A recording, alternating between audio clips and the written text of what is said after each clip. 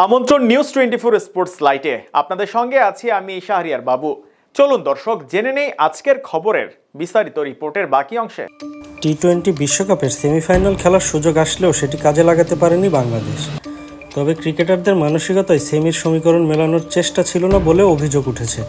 Group পর্বে 4 ম্যাচের মধ্যে 3টিতে জেতা নাজমুল হোসেন শান্তর দল সুপার 8-এর 3 ম্যাচেই হেরেছে। সর্বশেষ গতকাল আফগানিস্তানের কাছে 8 রানে হেরে তাদের বিশ্বকাপ অভিযান শেষ হয়। যা নিয়ে এখনই কোনো মন্তব্য করেননি বিসিবি সভাপতি নাজমুল হাসান পাপন। বাংলাদেশ দলের হার ও বিশ্বকাপ পারফরম্যান্স নিয়ে বুধবার গণমাধ্যমের পক্ষ থেকে বিসিবি প্রধানের প্রতিক্রিয়া জানতে চাওয়া হয়, যেখানে তিনি পুরো বিষয়টি ব্যাখ্যার জন্য 30 মিনিট লাগবে বলে জানান। এজন্য তিনি সাংবাদিকদের আমন্ত্রণও জানিয়েছেন। যদিও এই ব্রিফিংয়ের সুনির্দিষ্ট কোনো সময় এখনও জানা যায়নি।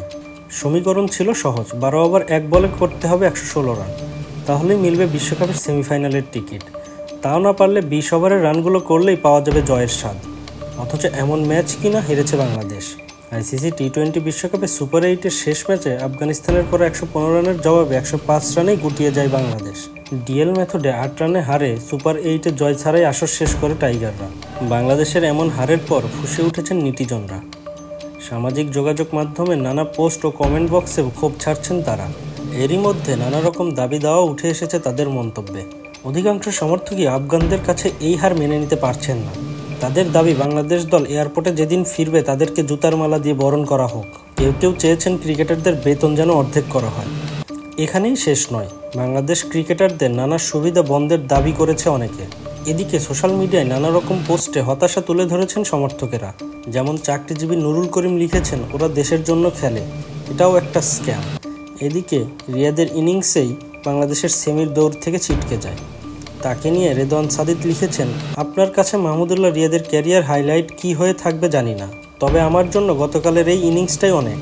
তিনি আরও লেখেন, সারা জীবনের মতোই একটি ভ্যালুলেস ইনিংস খেলে গেলেন।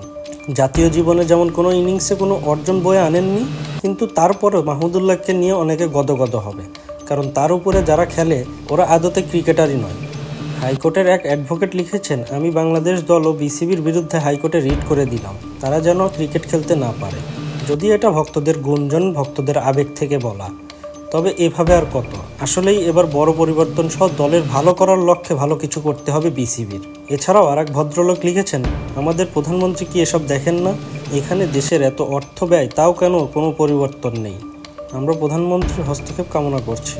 মোট কথা, আফগানিস্তানের কাছে হারের পর নেটিজনরা সমালোচনার বন্যা ভাসিয়ে দিচ্ছে ক্রিকেটারদের।